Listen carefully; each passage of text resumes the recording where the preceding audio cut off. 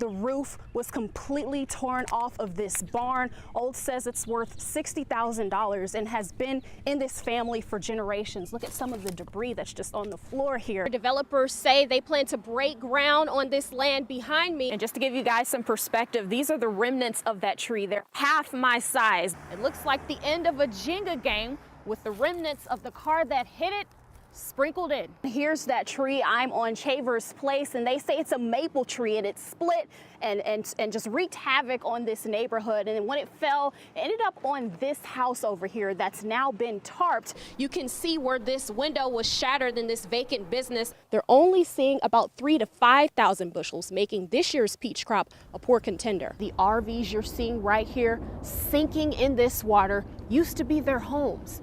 Some residents tell me they have nowhere to go. And what the thieves left with is a couple of $100s from the cash registers, but the damage they left behind is much more expensive. Many of these units completely boarded up. Jose, police are on the hunt for 40-year-old Andre Longmore. No one, not a dog, not a cat, should be subjected to these types of living conditions. No air conditioning. 2 units in the window. That's the only AC that I've ever received since I've been here.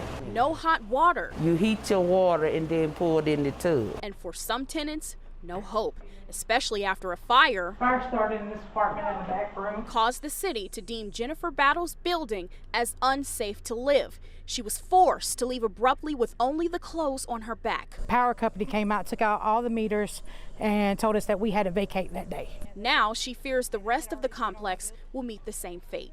First, tenants say they took their concerns to property owners, Millennia, then to the City Housing Authority.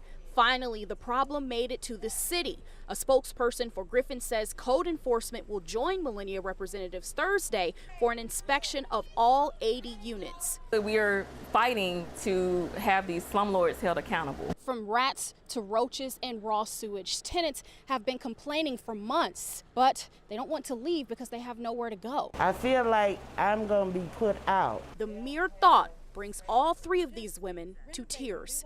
Lily Brown says she's disabled, depends on Social Security, and can't afford to go anywhere else. Battle is crashing with a friend as no one has offered her any compensation.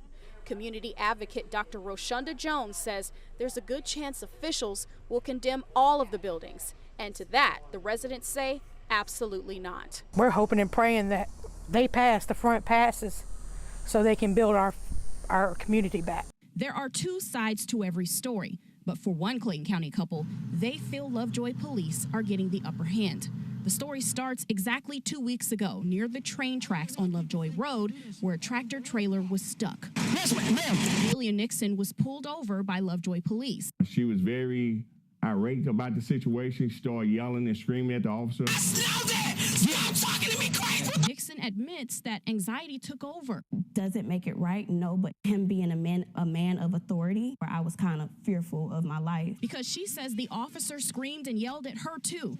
After she left with the citation, she called her fiance, Rashawn Banks. All the while, Captain John Davis says something alerted their administrative staff. Our admin personnel received a phone call from Mr. Banks, who was very belligerent on the phone, yelling, screaming. But Banks says he has no idea who made that call. I never called up there. After that call, Nixon says her fiance met her here in the parking lot of the Lovejoy Police Department. Shortly after arriving, officers came outside with handcuffs to meet him. Chief Rick Webster joining them. That's where Nixon says things escalated. Punched Rashawn in the face and took him down to the ground. He's 120 pounds. It was 3 of them. And Davis says the chief was justified in getting physical. Mr. Banks physically pushed Chief Webster. Banks denies this. Davis says surveillance video, which may be difficult to see, proves it. After that, he says the chief did a neck restraint compression. Soft hand technique, we took him down to the ground. Banks was also tased.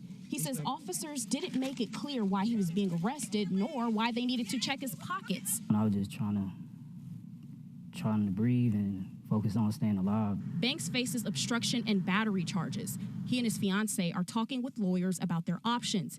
Davis says they're confident officers did everything by the book. Feeling profiled and lied about, Nixon and Banks feel police should be held accountable for a timeline they say doesn't add up. The change starts with us. We can't apply a change until we become the change. If these walls could talk, to walk these halls, you know how to give back. You know how to reach back. they'd walk you through the history. Dr. Martin Luther King. In the hallways. Juanita Abernathy. Of Booker T. Washington High. Gladys Knight. Over 100 years. Maynard Jackson. Many legends walked through those halls during a time when opportunities for blacks were scarce. You had to pay to get into Washington High School. $50 to come to school. And now education is free. It became Atlanta's first school for black students, a school Valerie Williams is proud to say she walked out of with her diploma. We are scrappers, we are fighters, we are grinders. Just like Booker T. Washington, who was an educator and one of the most influential spokesmen for black people. His namesake is still trying to usher young people like Belle Williams into adulthood, ready to face a tough world. It just gives you more pressure to be great and be better. Born from Washington's vision to the tears of joy falling from his great-great-granddaughter's eyes, full of pride, knowing the impact he continues to have on students. It's an engravement of his philosophies, of the standard that he set well before his time. Washington lifted the veil of ignorance, and members of the Georgia Historical Society lifted another veil, showing off the school's historical marker, preserving the history in these hallways forever. It is important that students know the history so that they don't repeat it, so that they know the possibilities. In Atlanta, Tresia Bowles, 11 Alive News.